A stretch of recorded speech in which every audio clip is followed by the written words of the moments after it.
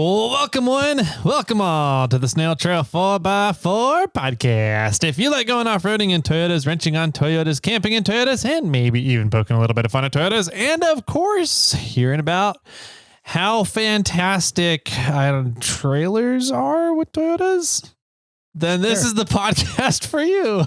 That's because all Toyotas are boats. That's why we have to mention that. Got it. Yeah. Okay. Welcome to the show, everybody. This is a Thursday's episode of the SnailTrail4x4 podcast. Hopefully everybody's had a good hump day and looking forward to the weekend. I know my good buddy over here, Jimmy, is always looking forward to the weekend. How the hell are you? Great. Nice. Thanks for asking. How are you? I'm doing okay. Okay. Yeah. Do we want to dive into something? No, it's all personal life stuff. Essentially, I am the trustee, power attorney, medical directive, and everything for a family member. Yes. And we're in that kind of weird phase of needing to take over and enact all that stuff, but the person doesn't want to let it happen. Yeah. And shit's falling apart. And I'm trying to keep it together, but there's not much I can do about it because I don't have legal authority to do it. So anyways, fun times. Oh man. No, not really. No, it's not. That's really not. That sucks. I'm sorry to hear that. And it's always a hurdle on the family and it, without giving too much personal stuff away, it was also an interesting fact that they named you power of attorney of their situation being not like a second cousin. Yeah. So so it's kind of a interesting situation that they put you into. Yeah. And now that they're fighting against. Yes. So fun. Good times. Love it. Yeah. Yay. Shall we move on to a little happier news? Yay. Yes, please. It's April. It is April. It's Tyler's month. That's right. And I don't have a gift for you yet. When I've literally been trying to figure out what I'm going to get you. I'm running through a few different ideas. I'm not sure which one I want to get though. Yeah. Apparently the secretary doesn't know what to get me either. No. Maybe we need to get together and have I think you two should have another powwow. Yeah. Last time it worked out in your favor. Yeah, it did. It was great. Excellent. So, you two get together, and that'd be fantastic because she's, I guess, starting to worry about it because our anniversary came up, our 5-year anniversary. Yeah. Congratulations, by the way. Thank you. She didn't get me anything. Yeah, I heard that. And to be honest, the assistant has never gotten me anything on the anniversary either, so I'm not quite sure how that works. But we have to get them stuff. I know for the anniversary. I don't get it. It's all right. Nobody loves us. Yesterday, nobody loves the guys. Apparently, nobody appreciates the guys. Yeah. Yesterday, from recording this episode on April 1st is when I proposed to the assistant. Oh, okay. And so I gave the mini assistant and the assistant a ring pop yesterday. Which is I gave the mini assistant a ring pop when I gave the assistant a real ring. That's cute. Yeah, so I gave them both ring pops, which was fun. Downgraded the assistant to, I guess upgraded. I would take a ring pop over a regular ring. Yeah. Okay. Are you kidding me? Well, she gets a ring pop. I try to do it every year. Give them a ring pop. So she has a real ring and she gets ring pops now. Do you just have like a bag of ring pops stashed away in the shop? Or do I you go need to. So you go and get Because I went to like the local store, grocery store, and they didn't have it. I went to another store and they didn't have it. Then I started Googling, where can I find ring pops? So next year I need to just buy like a 20-pound bag of them or something. Yeah. You guys are going to be going, like, if you ever move, I don't think you ever will, but like, or you're going to clean out the shop one day in like 10 years, assistant's like, what's this bag of ring pops here for? How long has this been here? Yeah, don't worry about it. They don't go bad. The shelf life is probably on the plastic bag, not the actual ring pop. And this is why women request special gifts from guys, because if they don't request special gifts, they get ring pops. Yeah. Well, this isn't it's like it's not really an eventful, I mean, it's the day I proposed to my wife. Yeah. It's not our anniversary. It's not our first date. Yeah. You know, and to me, it's one of those things. It's like, I think it's funny because it's just April Fool's Day, and I was joking with ring pops the whole time, so it's kind of in my memory to like, oh, April Fool's was that day that I was giving ring pops out to everyone. So that's how I remember it, and I figure I should just give ring pops out to everyone that day. But I think it was Juneteenth or whatever it is, like June 17th was our first date, and she still wants to celebrate that. And I'm like, no, we're married now. Oh, yeah. Our first date thing is null because now the big anniversary is our, when we got married. Yeah.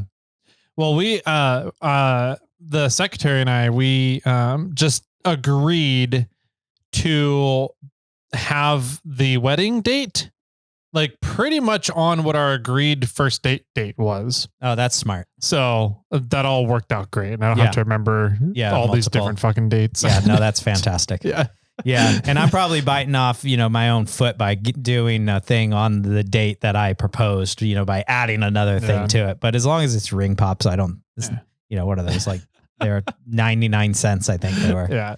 But anyways, moving on. April, congratulations. Tyler's month is here. That also means gift boxes are going out, which reminds me, I need to tell Austin to open the gift box tier. Oh, yeah. So if it's not already open, so I'll get on to that. If you guys want to move up or move out, now is the time. We have the gift box tier open only 2 months of the year, in April and in October. So if you want to move into the gift box tier, you need to do that this month. If you want to move out of the gift box tier, this is a good month to do it, because if you did it in the middle of another month, then you aren't eligible for getting your gift box. A little bit about gift boxes. Let's talk that. Gift box, you need to stay in the gift box tier the entire time for the 6 months to be eligible to receive a gift box. Correct. This last time we actually had 2 people drop off like halfway through. Okay. They're not getting gift boxes. Yeah. They just gave us a little extra money for a few months. And then I haven't even checked if they changed tiers or not. They just dropped out, I think, entirely. That said, so just make sure you stay in the entire session if you sign up now, you need to stay in until October to be eligible to get a gift box from us. It's $20 a month to be eligible. We allocate $10 of that to the giveaway tier and the other $10 towards the gift boxes. So 6 months, we collect about $60 from you. And not including, I think PayPal takes a fraction of that. And then we allocate roughly $10-ish for packaging and shipping, and maybe $15 for packaging and shipping. So we really only have, what is that? $45 to $50. $45 to $50. And we try to turn that into roughly about $80 worth of product that we're sending out.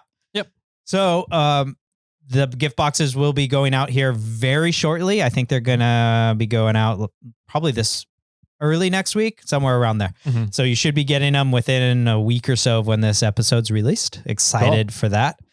We do have a special announcement on these gift boxes, and we'll talk about that once they're out in circulation, so you guys can get them so we don't spoil any of the surprises. If you are, I guess, I don't know if I talked about, if you are moving out of the tiers or into the tier, you need to go onto your PayPal account, go log into paypal.com, go into your subscriptions, and you need to cancel any of the subscriptions there that you're moving from, right? We can't cancel anything on our end. You have to do it on yours. It's all through PayPal. So you don't have to worry about the one you're signing up into. That's done through Rainstorm, but any of them that you're leaving, you have to cancel them on PayPal yourself. Cool. This month's giveaway for our Snail Squad members is 2 gift boxes from us. So 2 of the items that we will be discussing later this month, we'll have 2 winners. One each of you will win a gift box. 2 wieners. 2 wieners. That's good. We as always are also doing a giveaway in conjunction with reviews. Yes. For the podcast. So if you guys like what you're listening to, and would love to tell people about it and get more people to listen so that we can do more cool stuff like give away Devos Light Rangers, or Snail Trail gift boxes or anything else like that, leave us a review. It is one of the best ways and most effective ways of getting the podcast into new ears.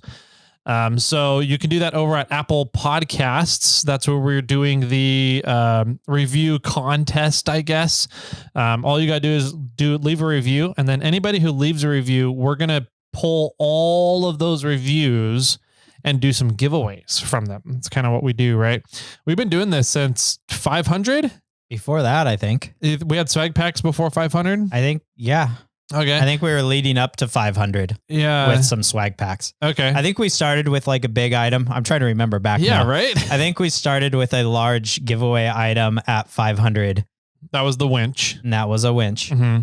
And we weren't getting a lot of submissions. Yeah. And so then we started giving away swag packs every 50 to try to entice people to leave us a review figure out ways to leave more reviews. Mm-hmm. And so then we worked our way up to 500. Yeah. And now we're working our way up to 750 to give away a fantastic item, which is a set of tires from Yokohama Tires. Mm-hmm. You can get any tire you want as long as it's DOT approved and less than a 20-inch rim. And we'll get you in contact with Yokohama, and then you guys can figure out what you're going to get. Mm-hmm. And you get a set of tires for your tow rig, for your crawler, for your daily driver, whatever you want a set of tires for. You'll get a set of tires from Yokohama. Once we get to 750 reviews, and we're going to draw from all those reviews that are left, and we'll have a lucky winner for that. But before we get there, we have another one. We're coming up on 700. We might be there. We haven't checked in a while. Shall we check? We haven't read reviews in a while. Yeah. We haven't talked about it. Let's do some reviews. We actually today. had a listener reach out and say, I'm pretty sure my review is coming up. Can you guys please read it? And then I said, maybe we should start reading reviews, because if we read reviews, people might be enticed to leave reviews. That's a fair we've point. been going kind of slow lately on those as well. Yeah. All right, let's take a quick pause in real life and no pause to you guys while Tyler logs in to get those reviews. All right, we are back. Time traveling for fun. That's what we do. All right, so we have some reviews today. And just FYI, do you want to know what date these reviews were posted? You just said it and I kind of heard it, but I don't really exactly remember it. I'm guessing 2 years ago. It's really bad. Yeah. To February 27th, 2023. Wow. February 27th, 2023. Yeah. And we've been going in order, reading everyone. We're not just reading kind of current ones or jumping around. We've been trying, not really trying to keep up, but we've been going in order for you guys. So everyone will get read at some point. At some point. We can't end the podcast. We can't quit doing this until all the reviews are read, Jimmy. And all the voicemails are caught up. Yeah. Our last podcast will just be us reading reviews for 3 hours. Yeah. Oh man. So yeah, this one, February 27, 2023, we got Ray Roberts. Ray Roberts. He actually put his name on here. Thanks. We don't have to guess who it is. So very entertaining. I've been listening for a few months. I enjoy the content enough that I've gone back through and started at the beginning to see what I've missed. Good luck, Ray. And this was 2023. So we can roughly guess that we were 200 less 200 less than where we are now. So we were 380. 380, reaching up 400. Yeah. Yeah. So I'm curious if Ray has gone back, if he's finished listening to them all and caught back up again. Maybe. But that this makes me start thinking, because you and I went back and listened to episode, was it 67, 62? 64? 64? Somewhere in there. Whatever. The first time we did like a 10 tips for recovery or snow recovery or something. Items. That's what it was. Yep. And both of us were like, this was kind of interesting because it made us reminisce about where we were in life, and COVID was about to hit, and just interesting things going on. It's a fascinating historical account, right? Yeah. Of what we were going through at that point 5 years ago. And so I was like, I mean, we have enough episodes now where I think it's interesting. You know, back when the High Sierra 4x4 was on, right? Yeah. They were 2.5, 3 years in. And I found myself going back and listening to a bunch of their early on episodes, because it's just information that you're like, oh, I forgot all about that. That was nice to remember. And, or as Ray Roberts happened to say, I've totally missed that. I never remember them talking about this kind of thing. So yeah, for sure. It might be kind of fun to do like a current events podcast. Oh yeah. And then you just like, well, what was happening back in, June 5th of 2025, like 5 years from now. Yeah. And you can be like, oh, I remember that thing that we thought was interesting that doesn't matter at all now. Yeah, right. Yeah. Like lemon long Broncos. There you go. We'll just add that to another podcast we have. Yeah. Next one is from S Duncan 1279. S Duncan. Yoda Power. Woo! I like this one already. Love this podcast. These guys do a great job of having some fun and also tackling some very important trail info with a little tech mixed in. So thank you, S Duncan, for writing in. Next one up is Return Listener. That's his name. That's the name. Nice. This is probably a returned reviewer is what it should have been. Probably. This one, it says down to earth, breath of fresh air on overlanding compared to some of the quote unquote other podcasts about it. Like that Land Rover podcast. Right. Yeah. He even says that Land Rover podcast sucks with overlanding stuff. So they do. Just kidding. I added that myself. Creative commentary. It's what we call it here on SnailTrail4x4. I'm pretty sure they joke about the I've listened to Don. I've listened to a few of the Rovers After Dark episodes, and you guys make fun of overlanding just as much as we do. Perfect. He continues on. Conversations make one hope that someday you might run into these guys on the trail. Recommend. It most likely will run into us one day on the trail. If you go wheeling in NorCal or Moab during one of the events like Cruise Moab coming up, you'll probably run into us. Yep. So, I mean, hopefully you don't run into us because that's just going to get me upset. But hopefully you like see us. Gently nudge. Gently nudge us. Rubbing is racing, Jimmy. Yeah. Next one up is from Erase fan, I guess. Erase? I don't know, whatever. Awesome podcast. Lots of entertaining and useful information, especially for noobs like me. Oh, you're welcome. Glad we could help out. Mm-hmm. All right. One more? Two more? I was going to say one more, but I think we'll just skip that one. We can end with this one. Here we go. All right. This one is from Jefferson State. Oh, cool. The whole state of Jefferson just left us a review. Nice. I guess left us a review in March of 2023. The only off-road podcast I listen to. Nice. I love it. The only off-road podcast I listen to. Happy wheeling from the Siskiyou County. Nice. Yeah. Yeah, the Jefferson State crawlers up there. Yeah. Yeah. Mm-hmm. I wonder if it's the same gentleman. Maybe. Yep. Really good guy. I think if I can remember right, he bought a panel and I etched a Jefferson State design into it. Oh, cool. Yeah. Nice. We'll go back to the one I skipped. Oh, okay. It's from Mike KG. Mike KG. Says more Jeep talk. Great pods. Could use more Jeep talk. So we'll end on that one today since it's a downer note and we're all depressed now. Well, we got our guest in studio that's going to give us a lot more talking about Jeeps. Yeah. Casper. Oh, okay, cool. Yeah. That's fair. Right. So Casper, you want to say anything? Guess he's shy. He's shy. Yeah. Sorry. All right. We gave him the opportunity. Didn't work out. Sorry, no guys. more Jeep talk. All right. So that does it for reviews for today. Cool. So what are we at? 690. 90? One. Ooh, 691. Yep. All right. So there's 9 more spots available for the Onyx Elite membership giveaway. And then we just got restocked on Onyx Elite memberships as well. I think we got fancy 5 of them, 6 of them, something like that. They're in that envelope right there on the table. Ooh, perfect. Okay. So we will come up with some new fun things to do for you guys to have some chances at winning some Onyx Elite memberships. And what's really neat about these is you go and add them to your account and they just add on, if you're already an Onyx user, which you should be if you're not, they just add on to whatever your end of your subscription is. So if you're on a month-to-month subscription, it'll add on a year to the end of your this month or next month subscription. Right. It just adds on a year to whenever your subscription was going to end. Yep, exactly. So pretty cool stuff. Huge shout out to Onyx for helping sponsor a bunch of the giveaway reviews. Yokohama for sponsoring the big one at $750. That's a full set of tires, which is really exciting. Any other giveaway stuff? Well, nothing else. I mean, we do have the giveaways of gift boxes like we talked about earlier, and I believe that's it. Cool. Yeah.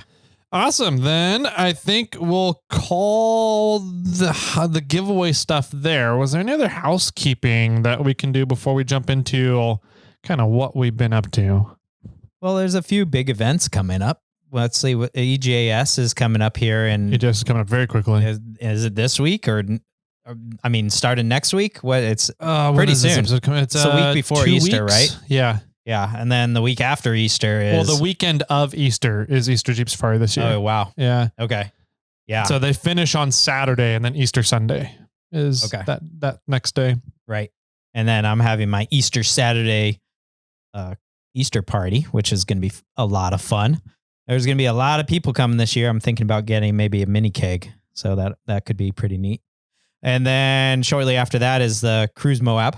I think that's the week after. Yeah. Mm-hmm. So I'm heading out, I think, for Cruise Moab either on Easter Sunday, like in the evening or something, and I'll sleep in the truck in Nevada or something. I don't know. Or I'll head out early Monday morning to head out to Cruise Moab. Cool. So yeah, I remember one of the times when I drove by myself, I made it all the way through Nevada right as you drop down into Utah at the Bonneville Salt Flats there. Oh, yeah. And that was a good place to sleep, but it got cold, really cold. And I was just sleeping in the back of the truck.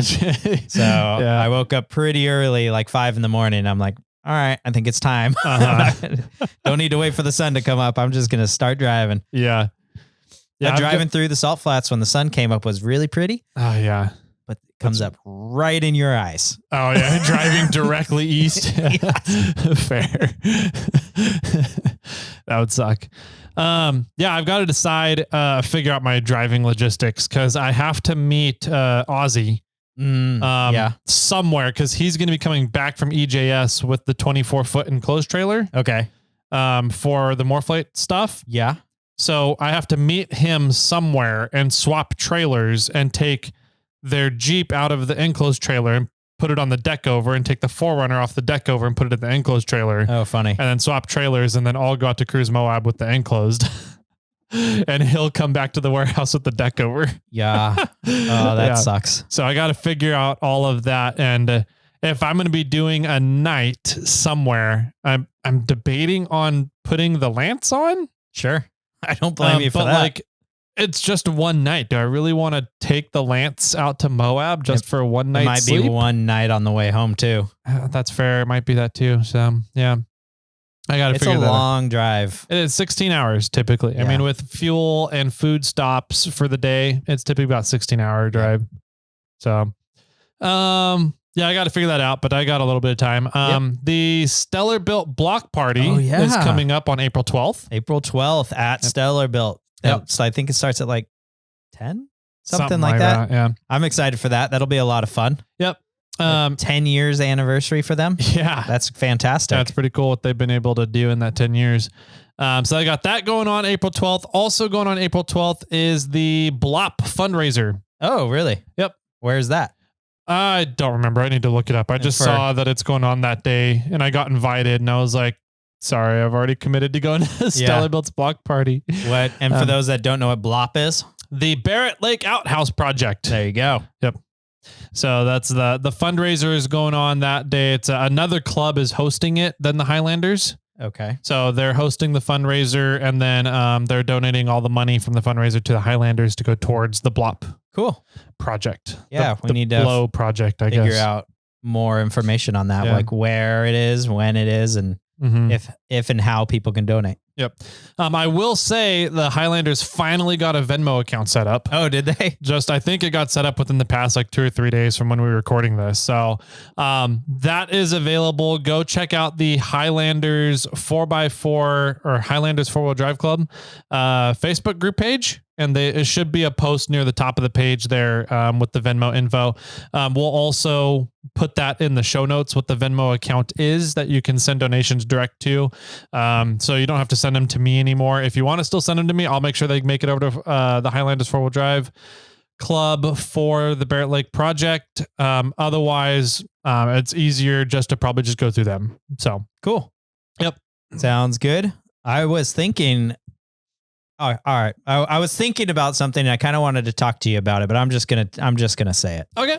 SnailTrail4x4 is going to do a match setup for the Blop project. Cool. The Blow project. The Blow project. Because the P stands for project. SnailTrail4x4 is a smaller company than Moreflate. And so unfortunately we can't match what Moreflate's doing.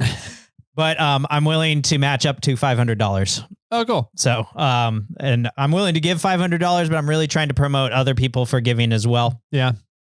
So if you if you're donating, message me and I will set aside that money. I'll keep a tally. And then when we get a little closer, I will just donate however much you guys have said you guys have donated. And I will match that amount up to $500. Sweet. I know that James Claiborne, Jose Castro, and what was the third guy?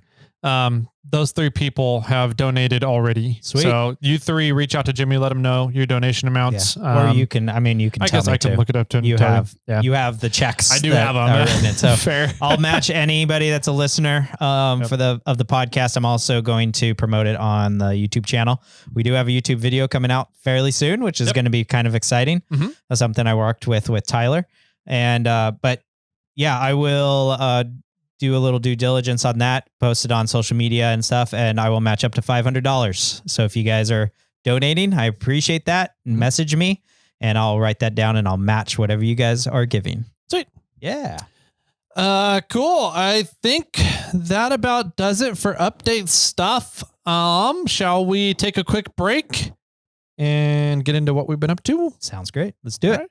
Grab your favorite coffee. I made a fresh batch keg of coffee and that's what I'm drinking today. So hopefully you guys are having some good stuff on whenever you're listening to this.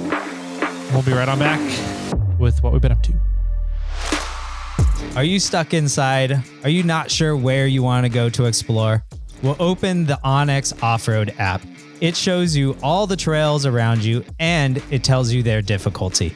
Now you can quickly search out your next adventure or plan your next trip. Download Onyx Off-Road from the App Store. Onyx Off-Road, built for the adventurer. Welcome back, ladies and germs, to today's what we've been up to. What we've been up to. WWBUT.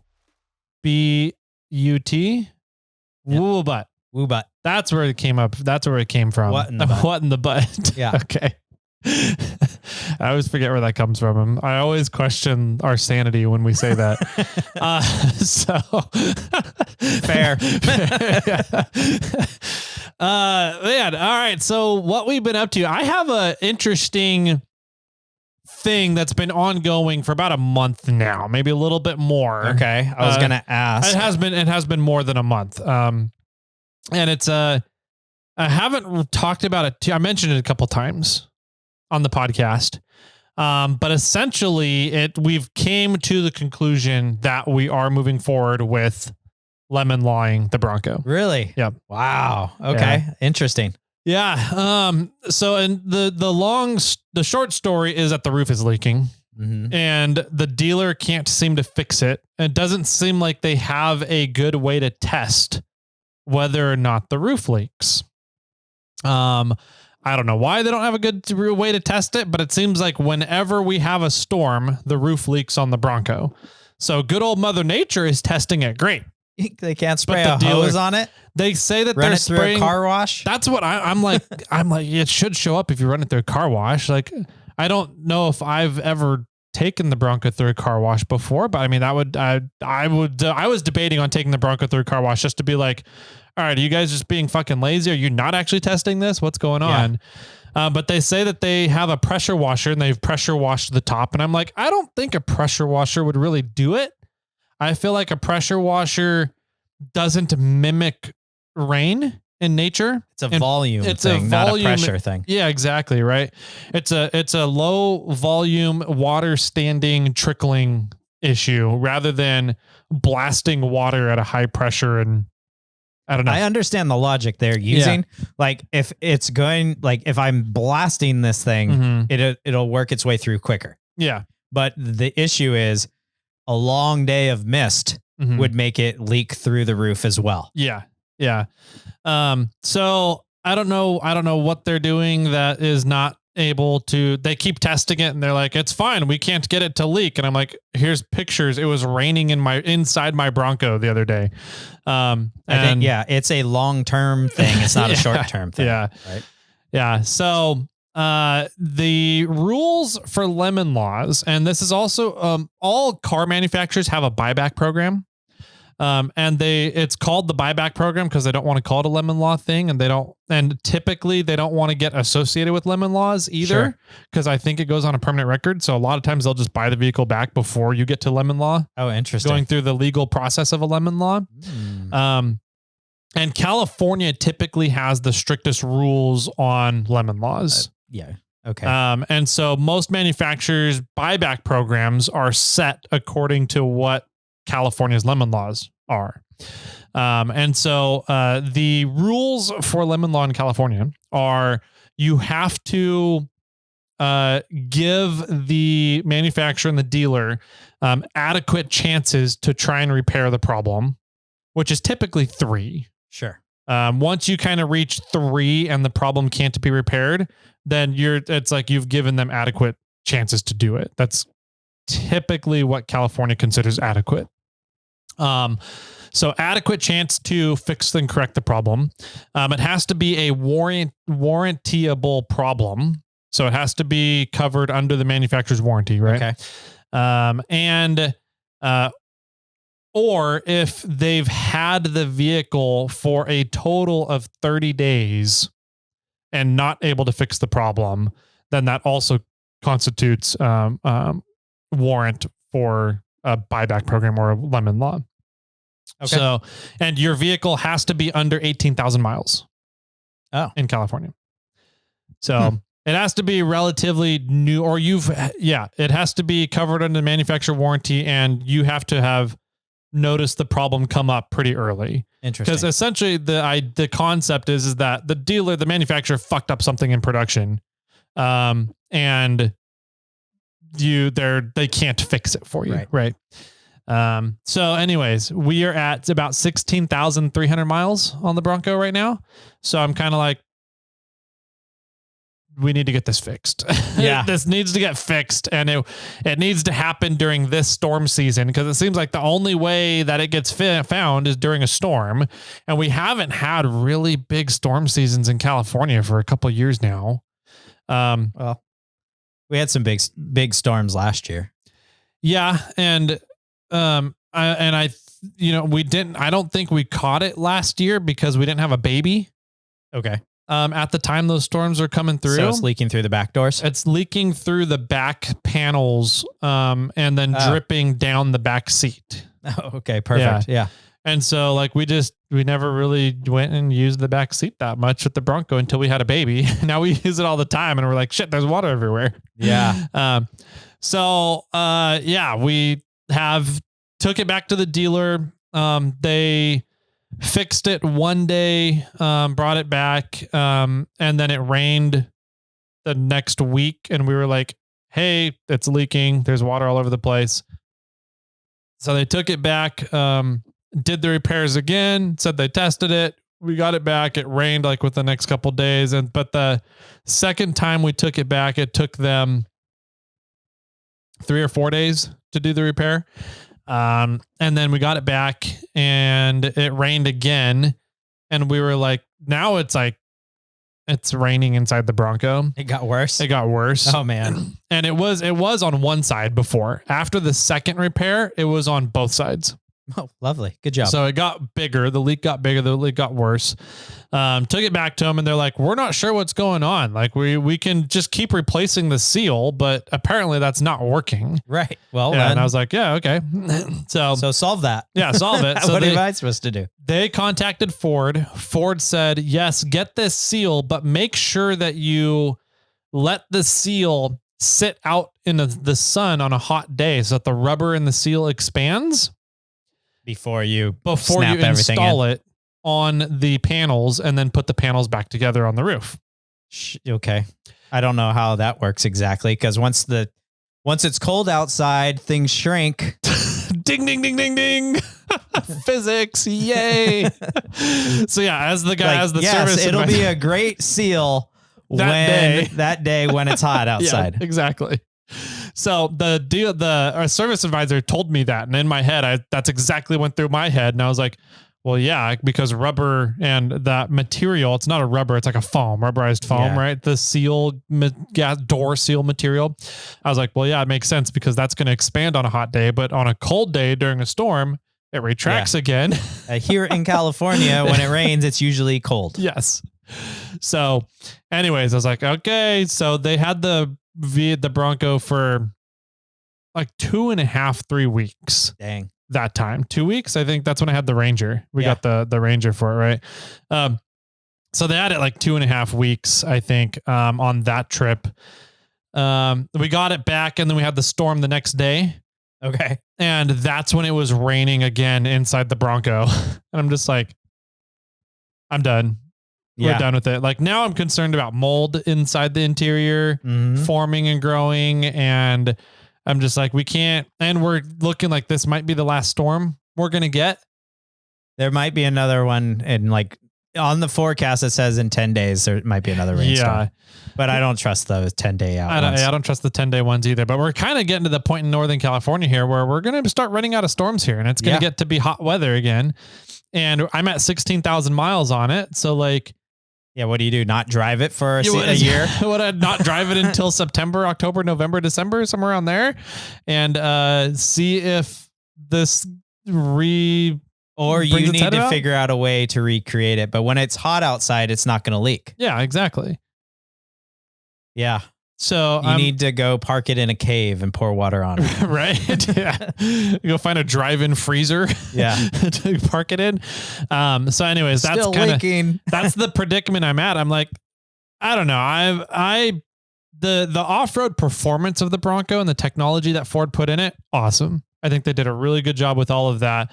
I am not ecstatic about the interior and the amenities of the Bronco at all. And now that we've gotten it back this time and we're like, no, we're kind of done with it. It's always been louder. Like that hard top, the soft top of the Bronco has always been louder than a normal vehicle, say a 4Runner with a full cab body. Sure. Right. But now it's like, I can hear vehicles through the gaps in the panels. Now. Like it's so much louder and you can tell that there's an obvious intrusion point in the panels in the roof now that wasn't there before.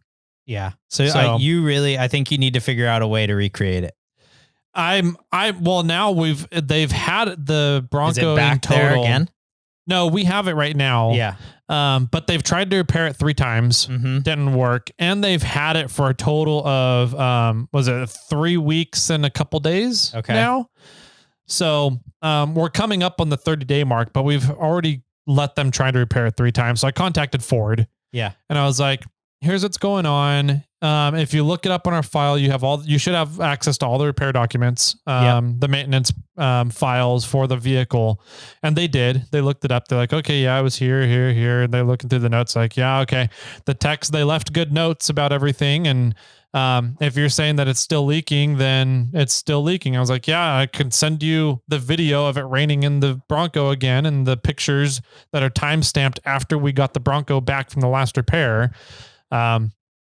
And she goes, all right, nope, don't worry about it. We're just going to start a case for the buyback program. And I will call you back by the end of this week to give you an update on whether or not they're going to accept the case and let it move forward, or whether they're going to say you need to take it back to the dealer to try and get it repaired again. Okay. So that's where I'm at. But so far, it's been a very streamlined process. Like the customer service at Ford was very helpful. Did not try and fight me on anything. It was a very streamlined process so far. So I'm very happy with the process so far, but I just started the process. Right. Okay. So I did talk with Derek Miller. Yeah. D-Mill. Mm-hmm. They did the same thing for the most part. They lemon lawed their Bronco because the window motors were not working properly, and the dealer couldn't ever figure out how to get them to work properly. Okay. And so it was the same problem I had, except the dealer was able to fix my window motor. Right. The dealer wasn't able to fix their motor, and he said that the process was all very streamlined and very simple, very easy to do. Oh, cool. So I'm hoping that continues to be the case with my process. But yeah, we have officially started the process on letting Ford buy back our Bronco. Wow. Okay. Yeah. Well, then what are you going to get? We're not sure yet. Okay. We're actually looking at the new Scouts. That's top on our list at the moment. That would be awesome. Because when we got the Bronco originally, it was supposed to be our quote unquote overlanding vehicle, right? Sure. But now that we have the 350 dually and the cab over, the Lance, that's your overland that's vehicle? kind of the overland vehicle. Okay. I'd argue that point. Argue it. Well, because that's what we're trying to figure out and consider, right? Yeah. Well, I would say yes. The F350 with the Lance is a fantastic on-road traveling vehicle. Yes. But if you want to get away off the road and go down a fire road or go to like Fordyce Lake, you're not going to do that in the F350 and the dually. We have the 4Runner though. So you're going to be towing, like say you wanted to do an overland trip. I don't have a great example. Let's say the undisclosed location, quote unquote. Sure. Undisclosed location. Yeah.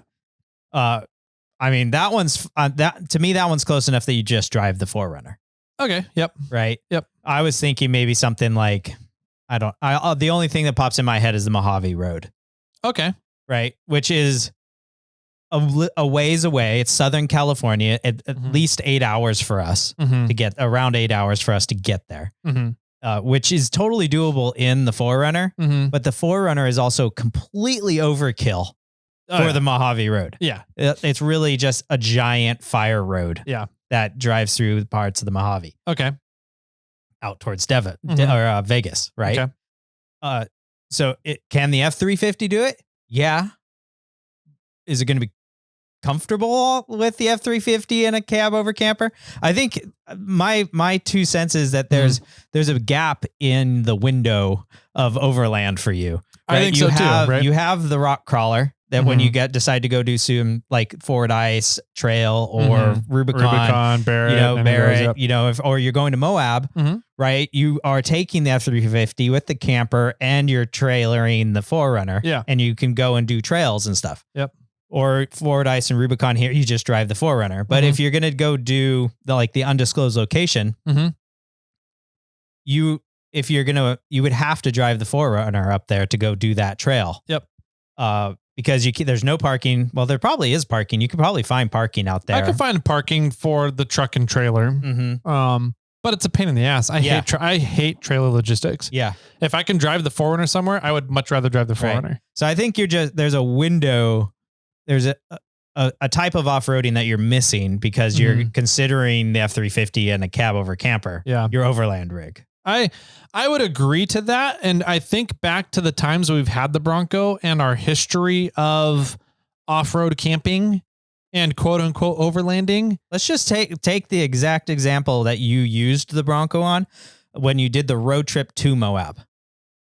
Okay. The road trip to Moab. Yeah. Could you have gone everywhere that you went with the F350 and the camper, the cab over camper?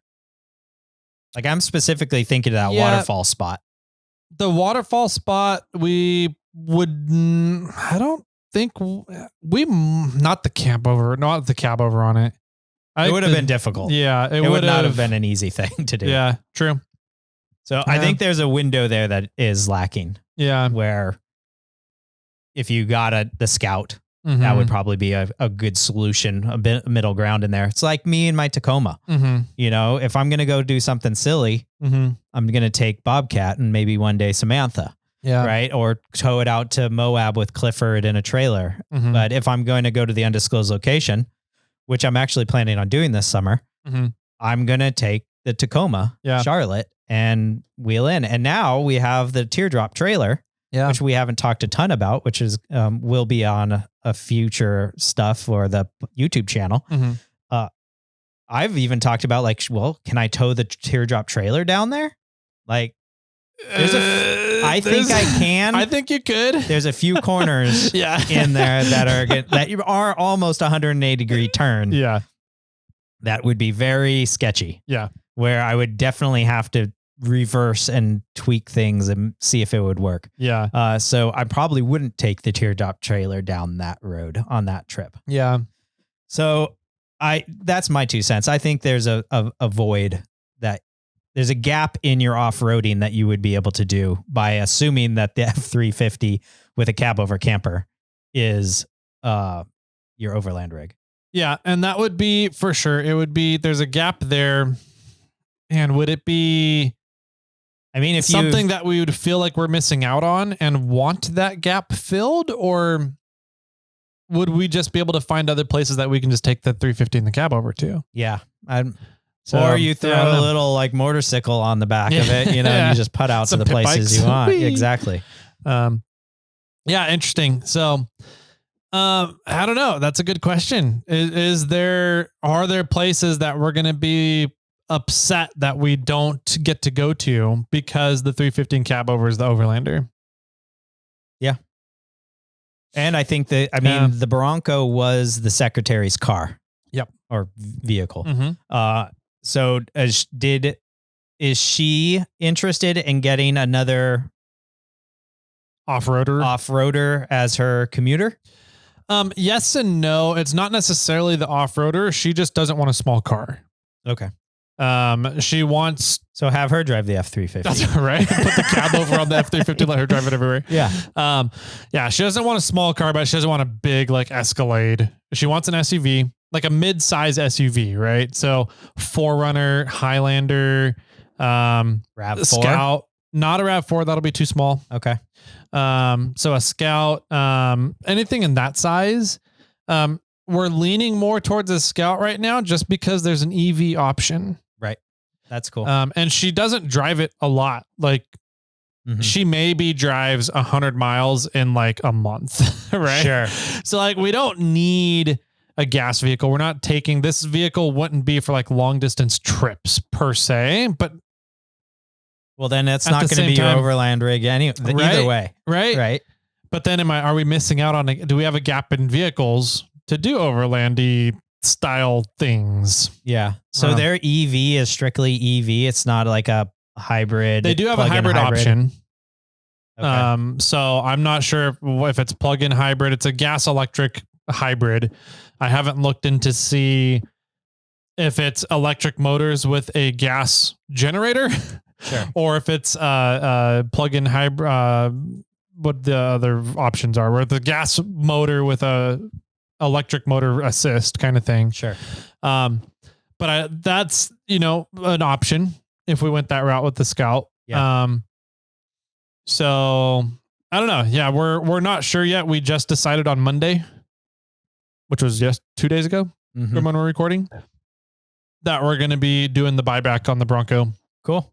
If they accept it. So once we hear that they've accepted it, then we'll start looking around and shopping and making a list of viable vehicles and trying to really nail down what our needs are and what they are going to be over the next few years with a 1 to 4 year old. Yeah.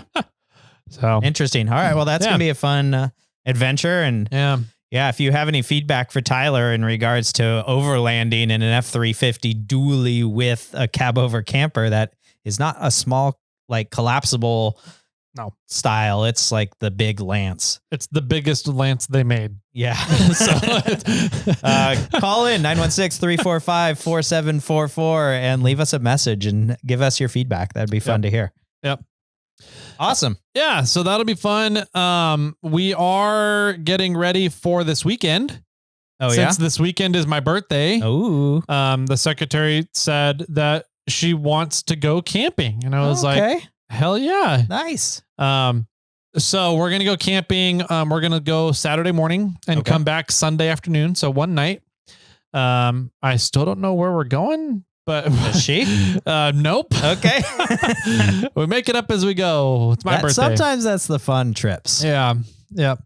So we're going to find some place to go. I got to research where the snow levels are at and figure out some place to go to. But we've been having to kind of rush. There's a couple things I wanted to get done with the Lance before we go. One is the dinette converting to a bed. Oh yeah. Mm-hmm. That's kind of necessary now. We need it now for the baby, the toddler, right? Mm-hmm. And then so we need to find a way to toddler proof it so he can't roll out of the bed. Right. Like I did when I was a kid, rolled off the top bunk and hit my head on the ladder on the way home, on the way down to the floor. And that explains so much. It does actually, right?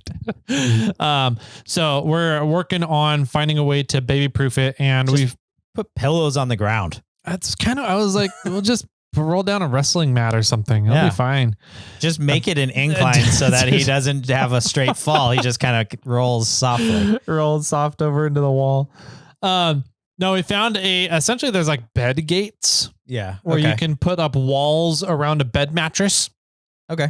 And create a quote unquote crib for like a twin mattress or a double or a queen or whatever your size mattress is. So we found one that is, we weren't sure if it was going to fit, and it ends up fitting perfectly. Oh, wow. Okay. The dinette space. And it has little legs that come out the bottom that you're supposed to kind of stuff under the mattress. Mm-hmm. And it keeps it from being able to push outwards, right? So I just took the legs and screwed them down to the dinette seats. Yeah. And then the whole gate like comes off of the legs. So the legs can live there on the dinette just fine. Oh, perfect. And then we just have this big 72 inch, so 6 foot long by, I don't remember how tall it is, 2.5 feet tall, 3 feet tall, gate that we have to figure out how to store. And I'm just like, well, we're not using it. We just throw it on our bed. Yeah. On the cab over part. But it fits perfectly. So that's all set, ready to go. I also wanted to see if I can get my extra 2 lithium batteries wired in. Nice. To give me a total of 500 amp hours. Woo. That'll be a lot. Battery power in the Lance. And if I get that in, then I need to wire up the inverter to run off of the batteries for the trip. And that'll just be a super simple, like go through the window, we'll hook up to the battery. Okay. And then have the inverter sitting on the counter in there for this trip. And then once we get back, I'll hardwire it in a different way. So I want to do that. And then I have the big old extra slab of AstroTurf that's been sitting in my backyard since we did the turf in our backyard. It was a leftover. I need to roll that out, simple green, and pressure wash it down so we can kind of take that on the trip as well. Cool. And then I'm debating on taking our fire pit, the Tyler heater. Okay. Or just creating a fire pit wherever we end up at. Nice. So, well, I have a suggestion for you. Okay, I'm ready. Uncle Tom's cabin. You think you could get there? Probably. I don't know. I don't know how much snow came down. Dually snow wheeling with the cab over camper to Uncle Tom's. Okay. And go camping because they have the campgrounds there. They do have the camp area. Yeah. For sure. I don't know how much. I don't think I'd be able to. Come on. I don't think the truck and camper can get into Uncle Tom's with how low the trees are on the driveway. Maybe not. Yeah. All right. Fine. I could maybe get to the turn to Uncle Tom's, the driveway turn, but just camp there. Yeah, just camp there. Walk in the middle down of the road. to the bar. Yeah. Too funny. Yeah. Just get a picture of baby Reed at the bar. Mm-hmm. Yeah. That'd be pretty cool. Have him sitting on the bar at Uncle Tom's. That'd nice. Well, camping sounds fun. Sounds like we'll have a camping episode next Thursday. Yeah. So a little update there. So awesome. Mm-hmm. That's what I've been up to, lemon lawing Bronco stuff, and then getting the Lance ready for this weekend. All right. So sounds fun. I love my torque straps holding the Lance down, just FYI. Yeah. So easy to install, put on, and then I have to put fuel. I have to put diesel in the truck today. Mm-hmm. And I'm looking forward to undoing the torque strap rather than having to undo a turnbuckle to get to my fuel door. Wow. Yes. Yeah, absolutely. How long is the camper going to be on? Probably just this week. I don't know if I'm going to have it on for Cruise Moab, then I might as well just keep it on. Yeah. Through the end of the month. Can I steal the tailgate? Yeah, that should be fine. I don't think I'll need the tailgate for if I take it off. So, all right. Yeah. Well, I can bring it down next week. Oh, okay. Yeah. If you want, if you're not taking it off, or if you are going to take it off. Yeah. Okay. So then I can laser it. Yeah. And put a big old penis on it for you. Perfect. No, I can start making a snail armor for it's a 2024? 2023? 20. No, I think it is. It's a 23 F350. 23 F350. Yeah. And I'm assuming that the 250s are the same. I would assume. I just don't know if the bed is any different being a dually. I don't think so. I think it is. I think it's just bigger fenders. Yeah, I think it's just the fender kit, the wide body kit on the fenders. Mm-hmm. But that would be the only thing. Yeah. I know the 150s are different. Okay. But I'm assuming that the 250s and 350s are the same. That's my guess. It's a safe assumption. Yeah. Sweet. Yeah. Well, that'll be good. I know I've had a lot of people interested in the Ford lineup here lately. Mm-hmm. So that'll be great. I'm really close to getting the new Tacomas out. Mm-hmm. I found out that my laser can cut the plastic. Yep. So now I bought plastic to start doing that. And it's funny, I spent $100 to get some plastic pieces cut. Mm-hmm. 4 plastic pieces that are roughly 4 inches tall. So roughly 16 inches total plastic, plus some whatever they had to make it, by like 60 inches long. Yep. I bought a 4x8 sheet of plastic. Well, sorry. I bought those 4 pieces. They were $20 each, cut and done. So $100 for those 4 pieces, or $80 for those 4 pieces. And then I bought a 4x8 sheet of that same plastic, had them cut it down the middle so it can slide into my laser. That was $18. There you go. Yeah. So that's $18 and then some laser time, and I'll be able to create those things instead of $20 something. Yeah. For the other company to create them. Yeah. So that's a good saving. Nice. Right there.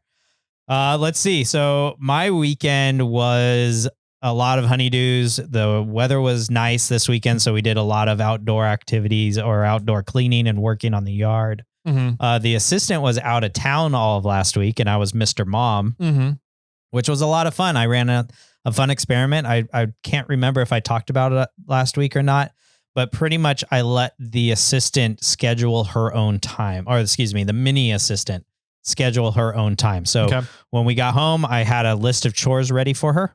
And I said, here's the things you need to do before you go to bed. Mm-hmm. You do whatever you want to do for the next 5-ish hours until bedtime. Yeah. And that went really well. Really? Yes. She appreciated that. She appreciated me not hounding her about getting her chores done. She wanted to come in and she read a book for like an hour. And then she's like, I'm going to play piano now. And then she played piano, and then she went and played some video games, and then she did her backpack and did the dishes, and then like went and did something else, and she just mixed her chores in as she went through the night. Okay. And then, it was bedtime and she had everything completed. Nice. So that went really well. I tried it again the following night. Not so well. Oh, no. Okay. She lost track of time reading a book. And I said, okay, it's bedtime. Yeah. And she's like, I haven't done my chores yet. I'm like, why haven't you done your chores yet? Yeah. She's like, I was just reading and I was really into this book. I'm like, okay. Yeah. So now what are you going to do? Well, I need to do my chores. I'm like, it's bedtime. She's like, so I can get away with chores? I'm like, no, but I want you. I said, today you are, but you need to learn a lesson, right?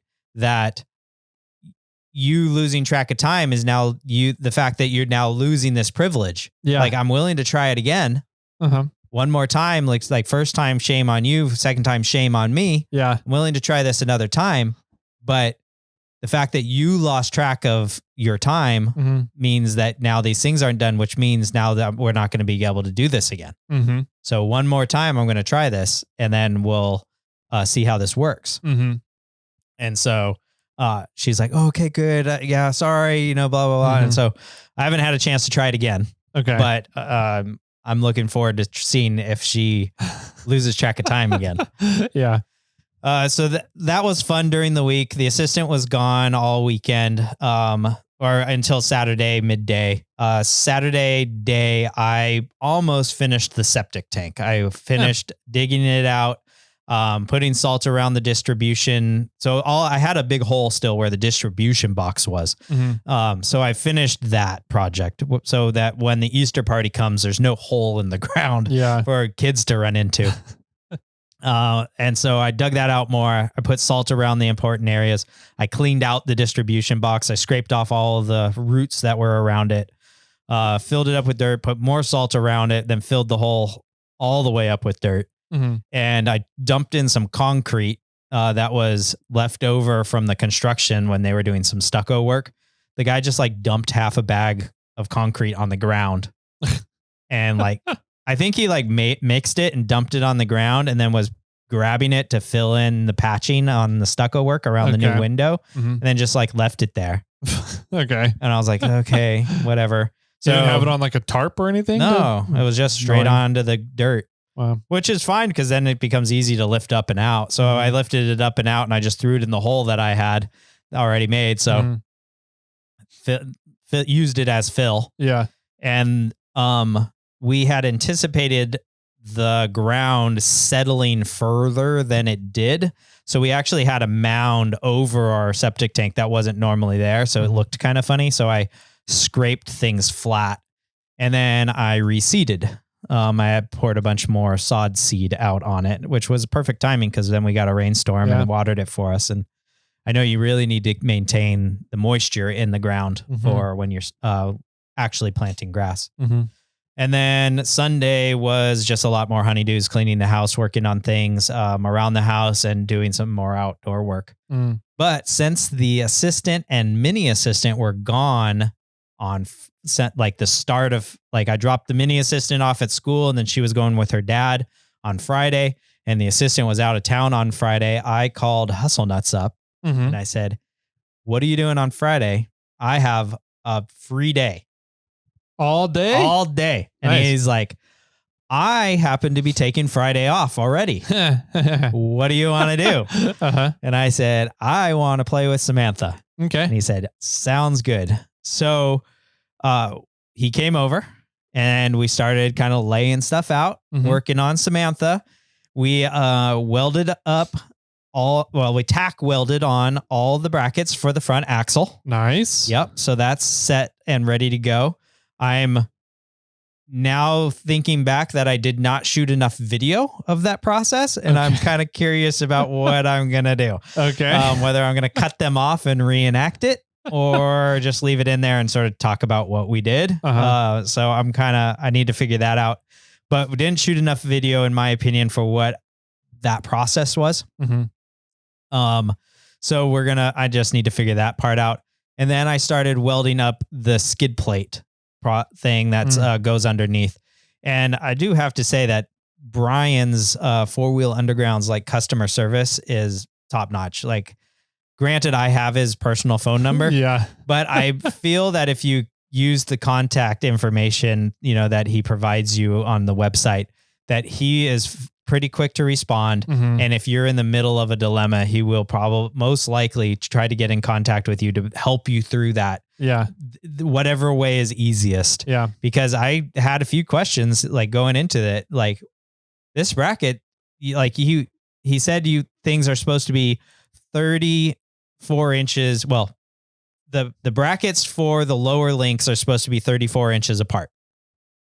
So so I needed to find the center line of the axle. Where's the center of the axle? And then I did 17 inches off center line to each direction to get me the 34 inches. Well, the 17 inches passenger side is pretty damn close and running into the diamond axles differential pumpkin area. And I'm like, the bracket you gave me that comes with the axle, like can't get to where 34 inches needs to be. Like, what do I need to do? You know, and then there was some discussion about, you know, like not all axles are the same, not all frames are the same. So, you know, it's sort of a universal bracket that you might need to modify. And I said, okay, I get that.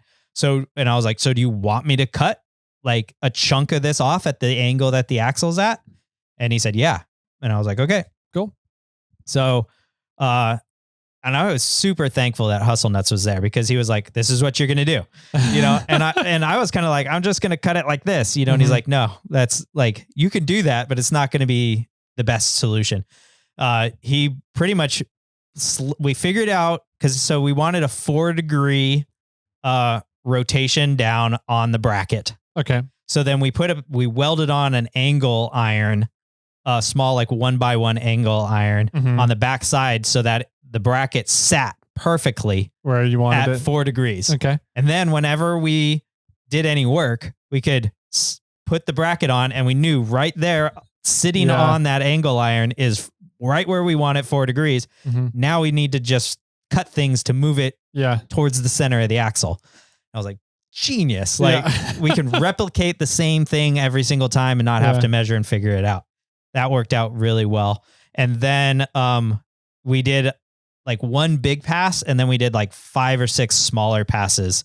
And then, one more smaller pass. And then I went to a flapper disc and just started grinding away sections until like I was grounding away like a 16th at a time, trying to slide it in until we got like this amazing fit up and right where it needs to go. Nice.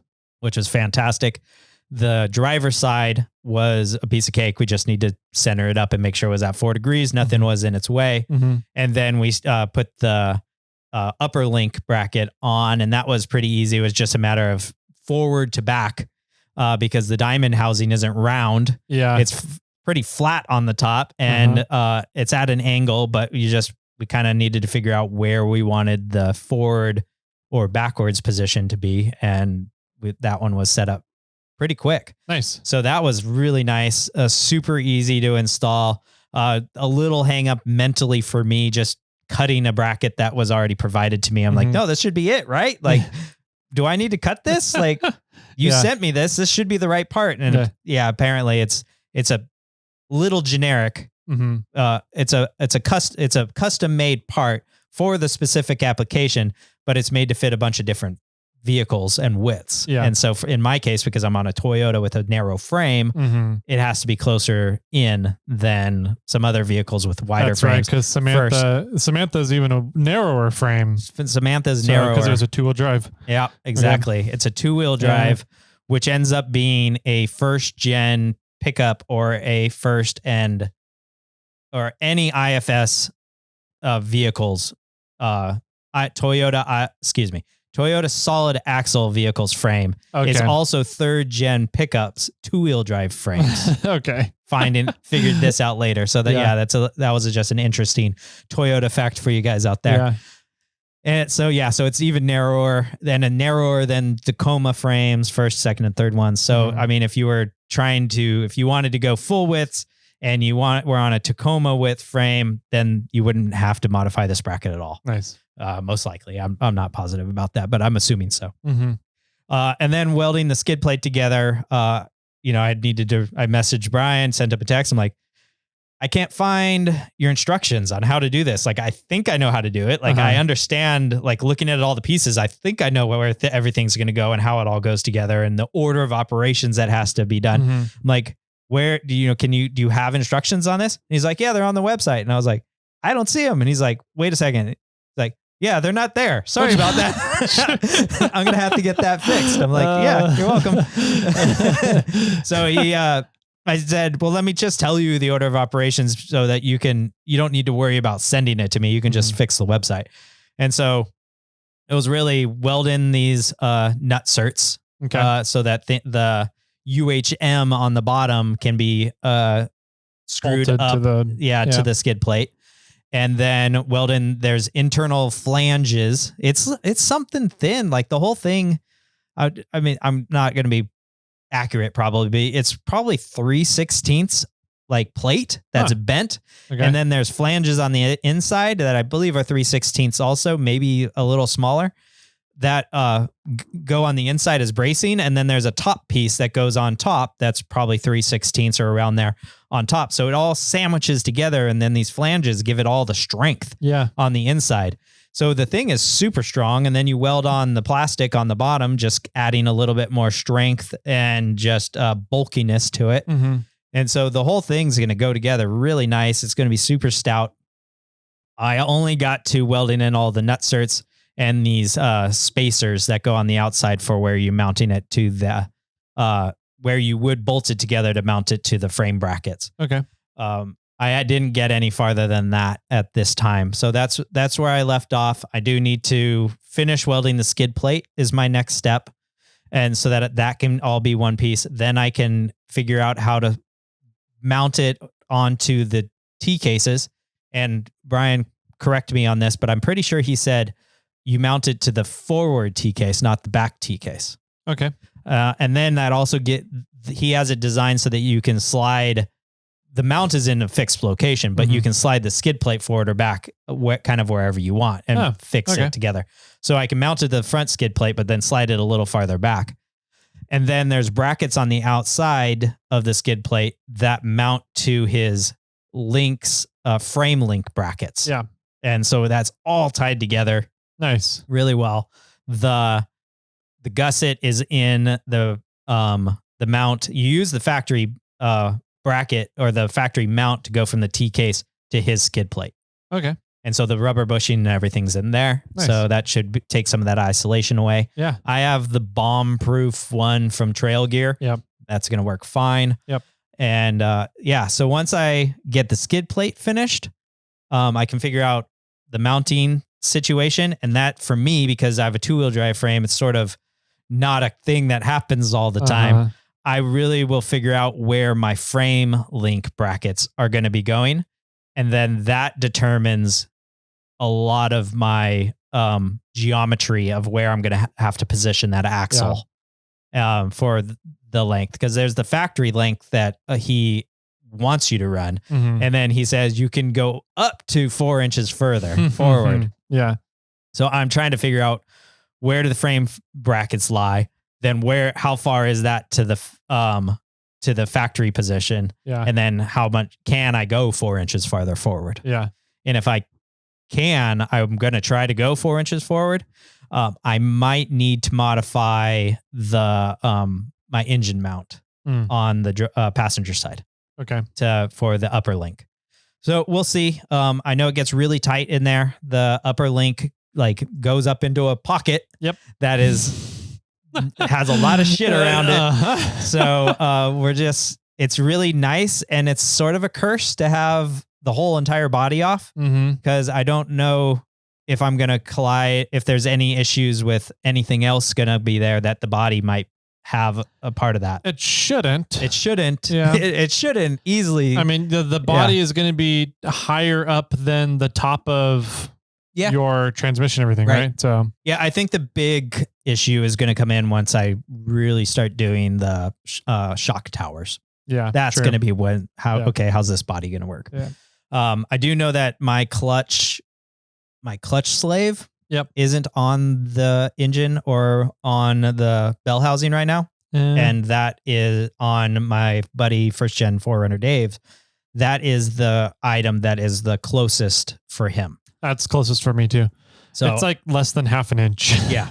So I need to put that back on. Yeah. And that's also going to be a determining factor of how things are going to be positioned. Mm-hmm. So, but all in all, so far, super happy with how the brackets and everything are going together. Sweet. I went from the Toyota axle to the Diamond axle. I had to get brand new brackets for that Diamond axle. Those all came in and they fit perfect. Nice. It's really nice. The Toyota brackets have these like little triangles that pop out on the brackets because some housings are bigger than the others or Toyota applications, and you kind of grind down the triangles to get the best fit that you need. But with a fabricated housing, you know exactly what it is. And so he has everything specifically designed out for that, and everything mounted up just fine. Nice. Minus me having to clean up that one corner on the passenger side lower link bracket. Mm-hmm. So, but that's really fun. First Gen 4Runner Dave came over in the end of the day. And so we were able to look at his runner, look at my setup, which he has his setup differently. And I'm not quite sure why it's set up that way, because he has Land Cruiser axles, but his lower links are like 39 inches apart. Huh. And mine is 34. So I wonder if that's the narrower. Oh, well, it's a first Gen 4Runner. It's the same solid axle frame. Same frame. Huh. So I don't know. I'm not sure. Brian, call me. I'm curious about that, because I know that Brian has the thing designed geometry wise for his kit. Yeah. But to me, I think wider would be better. You'd have more triangulation, I would think. Yeah. But I know that you can't just move the lower links out, without changing other things. So I'm curious how there's a lot of questions that I don't understand with changing something like that. So I'm going to stick with what Brian told me. I'm going to design it that or put it together that way and go from there. I know that Dave says that the kit is phenomenal off-road and drives really good, but every once in a while, and he takes a funny corner, it like feels like it's on a knife edge when he's driving. And that's funny because your 4Runner drives great, and and on and off road, like we say in the intros. So I wonder if because Dave went wider than what was requested, that it might be, maybe, or if the kit is designed to be wider for that those axles. I don't know. Huh? But it was kind of fun to look at Dave's setup and then look at my setup and be able to compare, because it's the same frame. The only thing's different is the axle and the axle brackets, because he has a 22 RE. He has the same exact frame. So a lot of it is very similar. So I'm able to kind of look at his and know this is where I'm going to have a problem, or could have a problem, or this is what he did to solve this issue. Yeah. Like, am I going to have that issue, or am I going to have to like solve that? He had one of his major setups and hit the shock tower on the driver's side was really close to a few things in that area. And then where he wanted it did not work on the passenger side because of the fuse box. Oh yeah. And so I'm just like, okay, well, I'll have to figure that out when I get there. I kind of want my hoops to go through my hood. So I'm not sure. Need bigger shocks or something. I don't know. It'll be fun. It's going to be a fun process once I get to that point. So I'm excited to be moving forward. Brian said once the front axle was done, he's like, man, that rear axle is a piece of cake. That's not going to be a problem for you.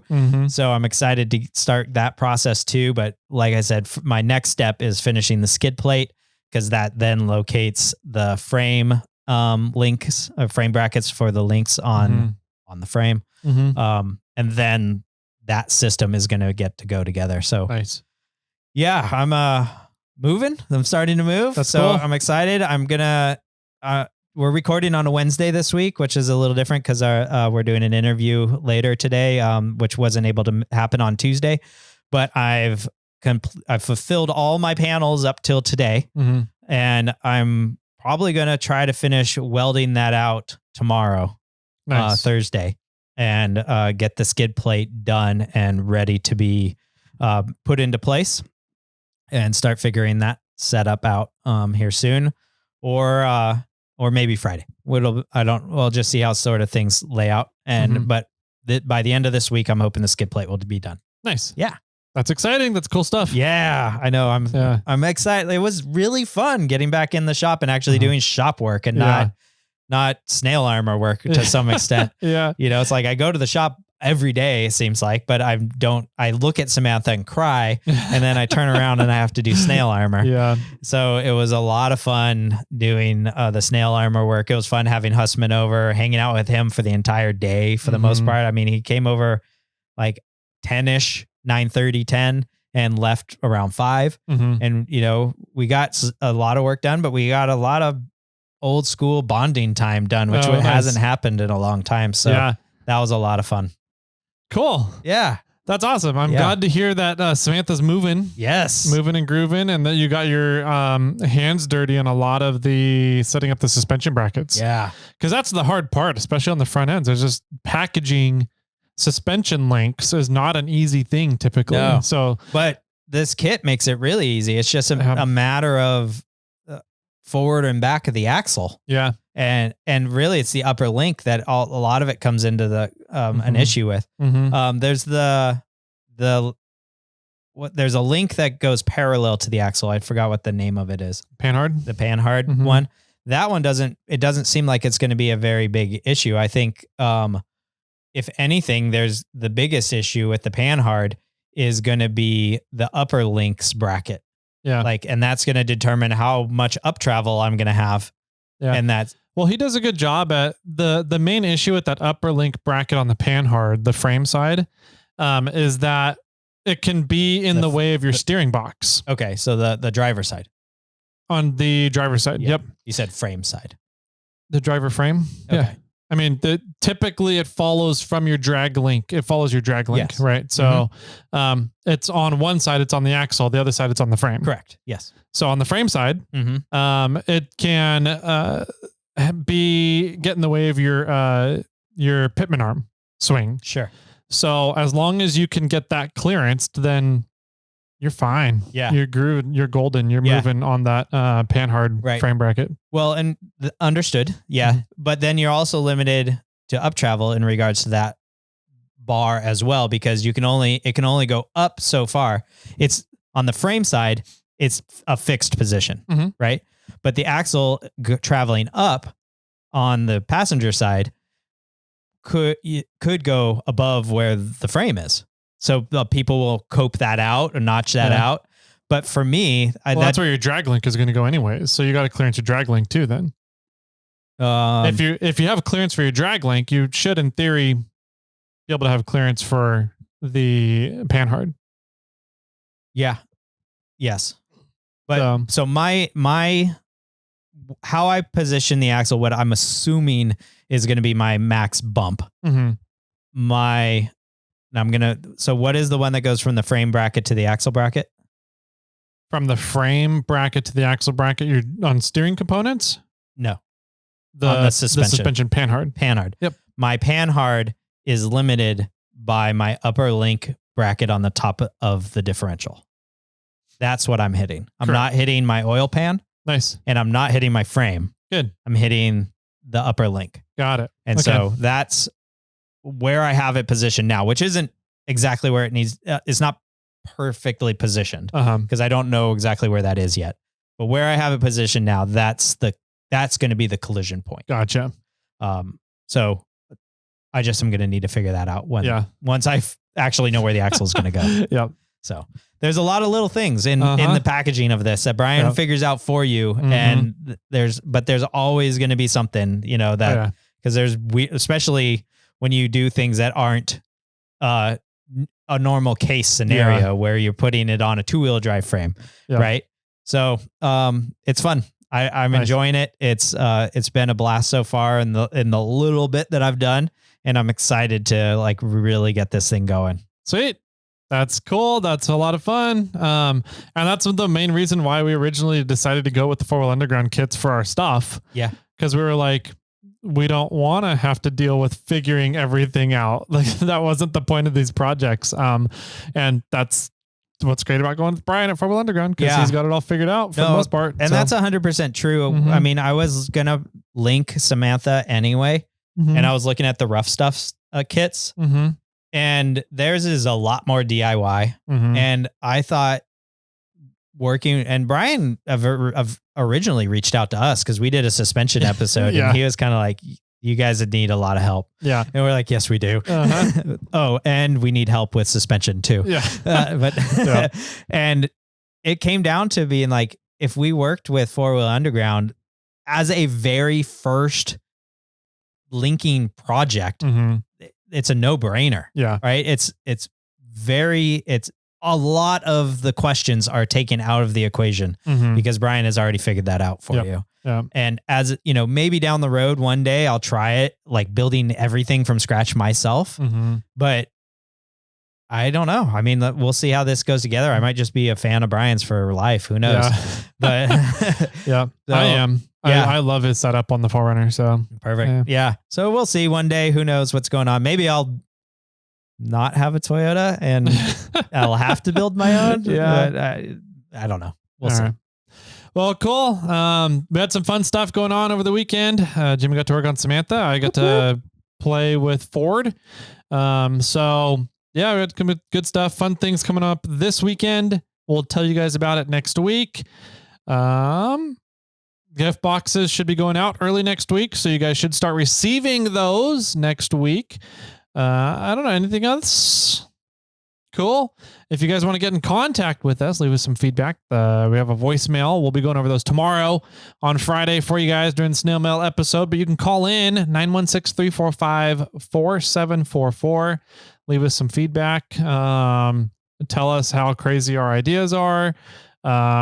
If do you think that using a 350 dually with a cab over is a good overland vehicle or not? If you would consider that overlanding, yeah, let us know. I figure it is because people use earth roamers. Those are in the overlanding category, right? Yeah, I guess. Oh, that's funny. Give us a call. We'd love chatting with you guys. Love hearing your feedback. You can also get in touch with us on Instagram, email, irate4x4, Facebook, lots of different ways to do it. So reach out. We love chatting with you guys. Jimmy, any final words to wrap this baby up? When MIG welding, it's really nice when you turn the gas on. I thought you were going to say it's really important to make sure you have the gas on, but it works so much better when the gas is on. And yes. Did you do that again? I did that again. And with that, my friends, keep crawling.